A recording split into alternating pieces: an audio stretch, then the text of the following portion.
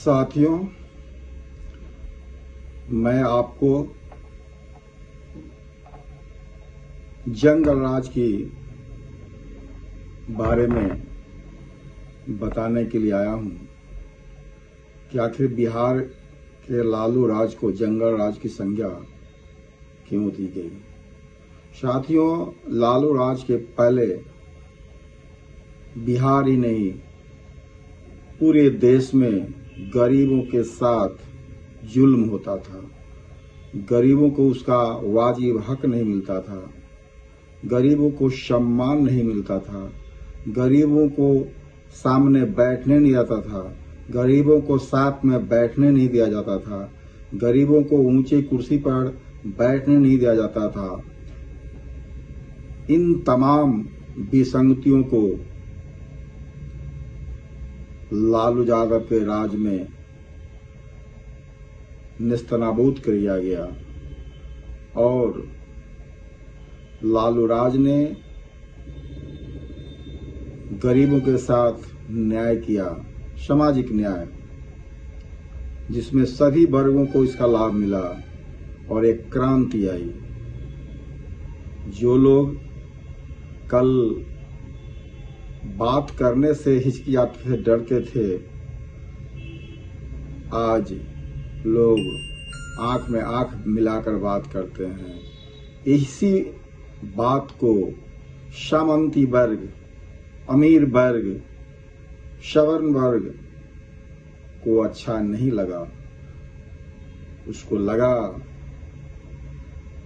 कि ये तो हमारे साथ अन्याय हो रहा है, जबकि सदियों से गरीबों पर जुल्म ढाते आ रहा था। उसकी आदत बन गई थी, उसकी दिनचर्या बन गई थी और गरीबों को उसे डेमोरलाइज करने के लिए तरह तरह की बातें करता था। उसे नौकरी से वंचित रखा जाता था। इसी से घबराकर लालू राज में सवर्णों ने तांडव मचाना शुरू किया और सरकार को बदनाम करना शुरू किया।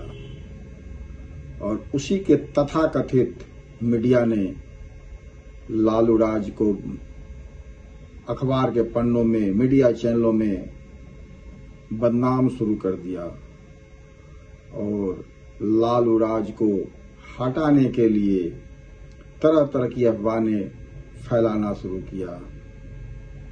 वो वास्तविक स्वर्णिम काल था गरीबों के लिए, क्योंकि गरीब अब अपना हक मांगना शुरू कर दिया था।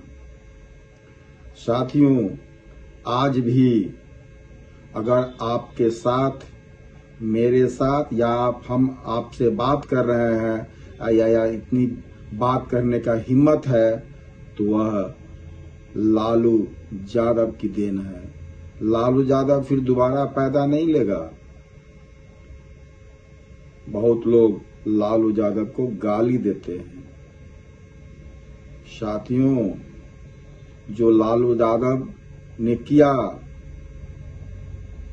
वो किसी ने नहीं किया। लालू यादव ने जमीन पर न्याय को उतारा और उतार कर दिखाया। इसी का परिणाम है और इसीलिए लालू राज को जंगल राज की संज्ञा दी गई।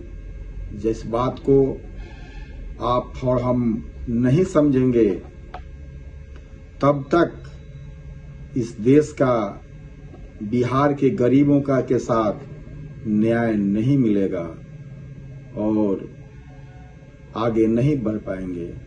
जो कुछ भी आज हम कर पा रहे हैं वो लालू यादव के हिम्मत बढ़ाने का परिणाम है कि हम अपना अधिकार मांगने के लिए आगे आते हैं। साथियों,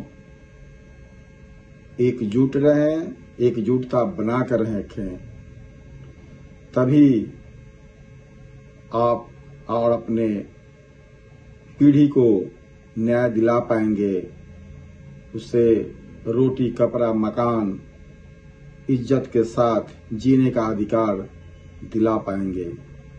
आपको तोड़ने का बहुत कोशिश किया जाएगा और किया जा रहा है। हमें आपस में लड़ाया जा रहा है।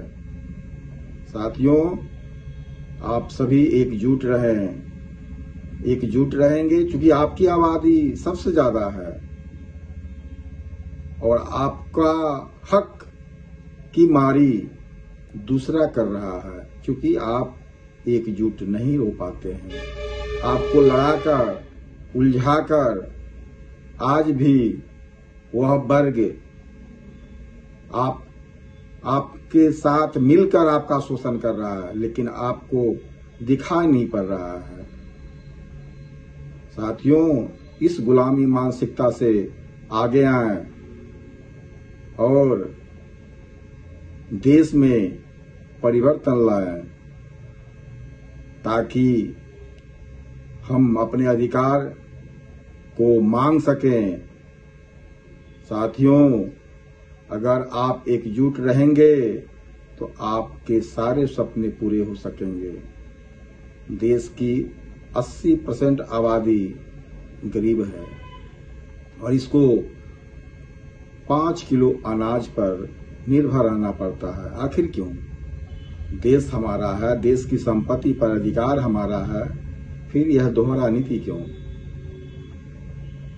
इसे समझें और अपने न्याय और अधिकार की लड़ाई को आगे बढ़ाएं। जय हिंद, जय भारत।